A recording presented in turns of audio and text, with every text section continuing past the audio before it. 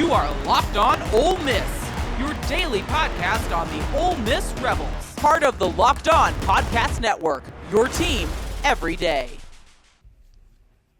I look at Ole Miss this year and I feel the same way about them that I feel about Auburn. They scarred me last year, and so their record prediction is going to reflect that scarring because the roster is far too talented to perform as it did a year ago, and so trust has to be re-earned for Lane Kiffin and company. Stephen Willis of Locked On Ole Miss is here to discuss. Look, I'm sure to Rebels fans this isn't going to sound very nice. I was almost higher, but I actually landed on 7-5 for Ole Miss this year. Their win total, according to our friends at FanDuel, is 8.5. You make all the faces that you want, Steven. Lost a lot to the NFL draft. The portal class is good. I'm not forgetting about all of that. I don't know what Austin Simmons is at quarterback. I knew what Jackson Dart was going to be at quarterback. That's one of the reasons I liked Ole Miss last year. I was tempted to dislike them more, just to scorn them for what they did to me last year when they should have been a playoff team and what they did to Ole Miss fans, quite frankly. But boy, the schedule works out in a lot of ways. I would definitely pick 8-4 before I pick 6-6, but on as a matter of principle, I have landed on them at 7-5 for one reason in particular. So how does that record land to you? That is way low. Give me the over on that all day. I'm 10-2. That's where I'm sitting at the moment. 10-2. Ole Miss fans should all be very happy about this team. This is the reason, okay? Everybody says Ole Miss is going to take a step back, but they automatically take a step back. It's like they have to go down from 9-3. That was a 12-0 roster. The NFL draft shown that. Everything. They screwed up last year. So if they take a step back, they can take a step back talent-wise and still have a 10-2 roster. You mean a 10-2 season? Well, a 10-2 roster, a roster that's capable of Oh, that. I see. So are you looking at this team and saying the ceiling on it is 10-2? Because I look at the schedule, and the easy losses to pick out are the road games at Georgia and Oklahoma. And I don't think Oklahoma is a given loss necessarily. I like the Sooners. I don't love them this year, but I do like them. And so that's a game where I feel like the home team is likely going to prevail, presuming everybody is at full health. But when you say 10-2 as the ceiling for this Ole Miss team, where do you in your mind go to for, that's just going to be a loss? The two road games in the middle that you just mentioned, at Georgia and at Oklahoma. I mean, that's going to be the two games that Ole Miss might not be favored in this season. The other one is the LSU home game, but Brian Kelly has not beaten Lane Kiffin in Oxford since he's been the coach at LSU.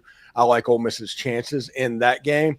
And that's the three toughest games that are on the schedule for the Rebels. The Rebels have 9 games inside the state of Mississippi. One of their 3 games out of the state of Mississippi is at Kentucky. Yes, save your jokes for later. I get them all. But when you look at the schedule and how it sets up, this is a schedule tailor-made for a run.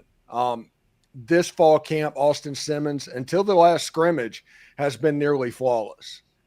He is somebody that has unbelievable talent and has an absolute rifle for an arm. By the middle of September, everybody's going to be talking about that guy.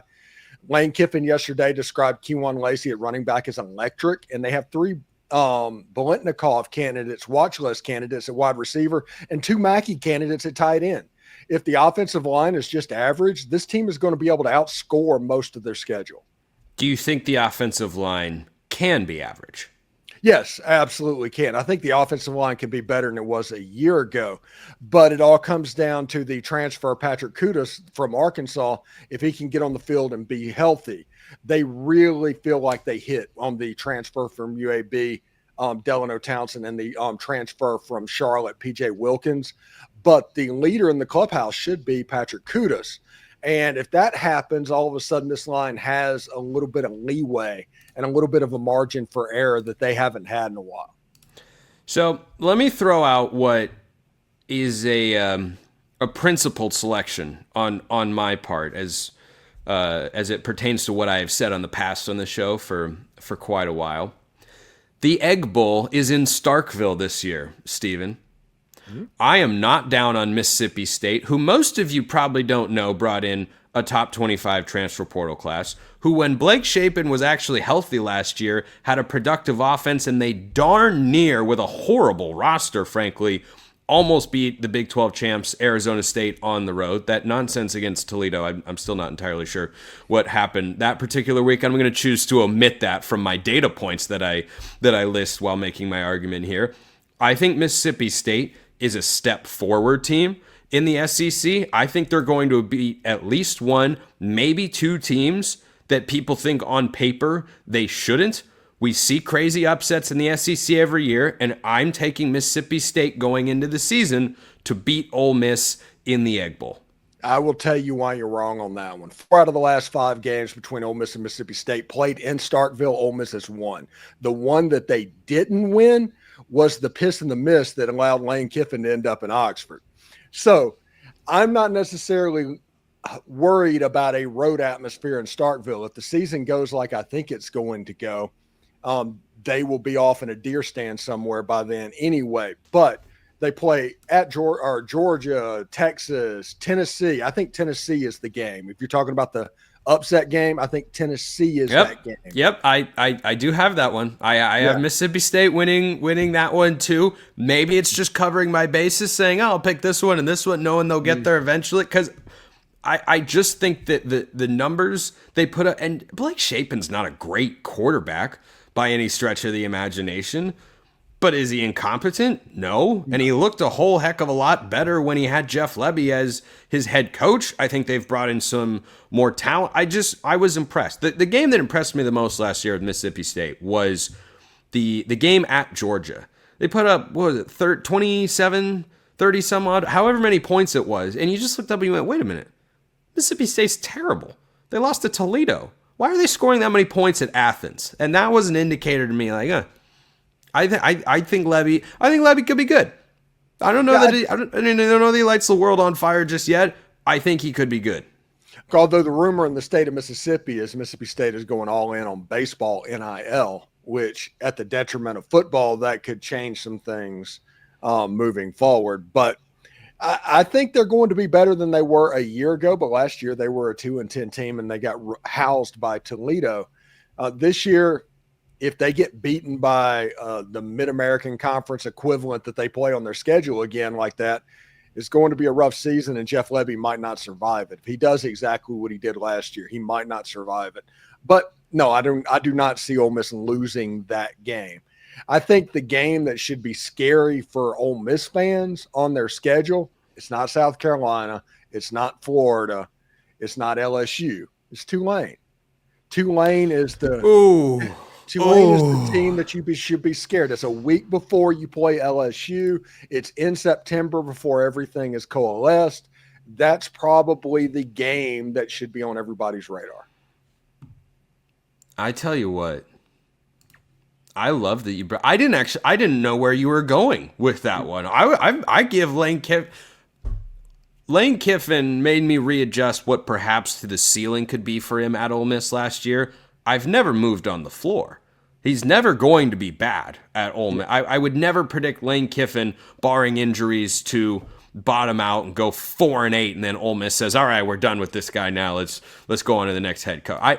I would never do that. Tulane game's interesting. John Sumrall is one of the hottest head coaching names out there, who's likely to be a Power 4 head coach. Maybe by 2026, depending on what job comes open. Certainly by 2027. He'll be coaching at the Power 4 rank somewhere, maybe even in the SEC. Who knows? He's got a roster that is one of the best in the American. They have one of the best Group 5 playoff odds in the country, as they should. They lose Darian Mensah at quarterback, but they bring in Jake Retzloff from BYU, who just led the Cougars to a magical 11-2 season last year, mostly on willpower and determination. That is a very... Okay, really quick. 1 to 10, your upset concern meter for Ole Miss at home against Tulane. 3, honestly. They're generally better. Retzlaff coming in is kind of like a Jeremiah Masoli situation at Ole Miss, where you come in the fall. It's kind of a crash course to kind of learn the offense. You play the game in September. If you played Tulane in November, different story. But in September, they're not going to quite be 100%. And Mekhi Hughes going to Oregon, I think that's going to hurt Tulane more so because he's a really good running back, and he covered up a little bit that they had going wrong in the past. Now, they're still going to be good. They still have a lot of talent. They just don't have that high-end talent that scared Kansas State a year ago. The Oregon connections that you just brought up on this segment are absolutely wild. I'm so here for it. Yeah. I'm so here. I didn't think we were talking about Jeremiah Masoli today. I give you 30 minutes on Jeremiah Masoli. I met him once as a kid at the airport because, well, I'm neutral arbiter of all things college football in this program, so I won't say what I was about to say. But Stephen Willis, Locked On Ole Miss, great as always. You know who wants a bounce back or spring forward, however you want to see it? Oklahoma State. I think they can get it.